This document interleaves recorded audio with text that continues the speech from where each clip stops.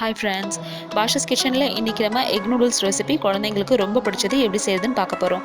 இந்த ரெசிபி நம்ம ரெஸ்டாரண்ட் ஸ்டைல்ல இன்னைக்கு ப்ரிப்பேர் பண்ண போறோம். சாஸ்லாம் வச்சு எப்படி செய்யறதுன்னு வாங்க பார்க்கலாம். எக் நூடுல்ஸ் செய்யறதுக்கு இங்க நான் ஒரு பாக்கெட் நூடுல்ஸ் எடுத்திருக்கேன்.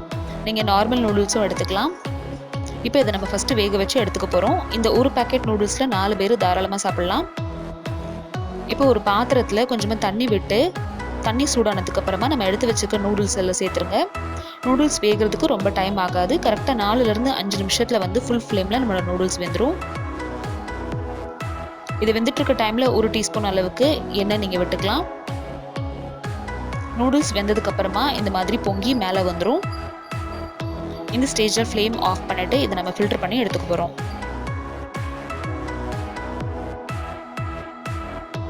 இதை ஃபில்டர் பண்ண உடனே இதில் 1 கிளாஸ் அளவுக்கு ஜில்லு தண்ணி சேர்த்துட்டு ஒரு பிளேட்டில் இதை நம்ம ஆற வச்சிட போகிறோம். ஒரு பிளேட்டில் ஆற வைக்கும் போதும் இதில் 2 டீஸ்பூன் அளவுக்கு எண்ணெய் விட்டுட்டு ஆற வைங்க.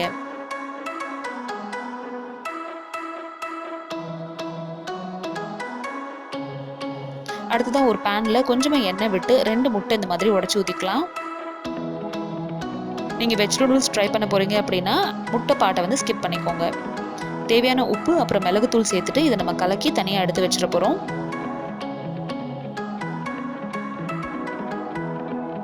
முட்டை தனியாக எடுத்து வச்சுட்டு அதே பேனில் 2 டீஸ்பூன் அளவுக்கு எண்ணெய் விட்டுட்டு பொடி பொடியாக நறுக்குன இஞ்சி பூண்டு அப்புறம் பச்சை மிளகாவை சேர்த்துருங்க.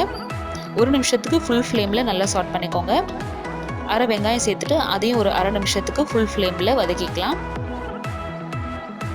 அடுத்து காய்கறியில் இங்கே நான் கேரட், கேபேஜ், பீன்ஸ் அப்புறம் வந்து கேப்சிகம் எடுத்திருக்கேன். நூடுல்ஸில் கேபேஜ் கண்டிப்பாக சேர்த்துக்கோங்க. நல்லா நம்மளுக்கு ருசியாக இருக்கும். ரொம்ப நேரம் வதக்க வேண்டாம். கரெக்டாக 1.5 நிமிஷத்துக்கு இதை வதக்குனீங்கன்னா போதும். அடுத்ததாக சாஸ் சேர்த்துக்கலாம். சாஸில் இங்கே நான் டொமேட்டோ சாஸ் அப்புறம் க்ரீன் சில்லி சாஸ் சேர்த்துருக்கேன். உங்கள்கிட்ட டார்க் சோயா சாஸ் இருந்துச்சுன்னா நீங்கள் அதுவும் சேர்த்துக்கலாம். 1 ஸ்பூனுக்கு மேலே சேர்க்காதீங்க. டார்க் சோயா சாஸ் நிறைய சேர்த்திங்க அப்படின்னா கசப்பாயிரும். இப்போ ஆற வச்சுருந்தா நூடுல்ஸை சேர்த்துருங்க. எண்ணெய் போட்டு அதை நீங்கள் ஆற வச்சிங்கன்னா தான் இந்த மாதிரி பொழு பொழுன்னு நம்மளோட நூடுல்ஸ் வந்து வரும்.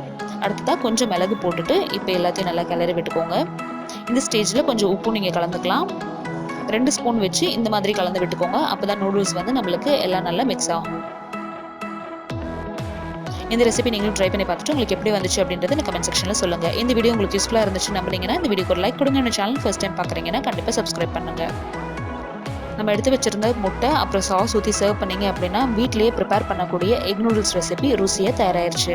கண்டிப்பாக உங்கள் வீட்டில் இருக்கிற குழந்தைங்களுக்கு இதை செஞ்சு கொடுங்க. இதே மாதிரி சைனீஸ் ஸ்டைல் ரெசிபிஸ் உங்களுக்கு வேணும் அப்படின்னா டிஸ்கிரிப்ஷன் பாக்ஸில் லிங்க் பாருங்கள். தேங்க்யூ ஸோ மச் ஃபார் வாட்சிங். பாய்.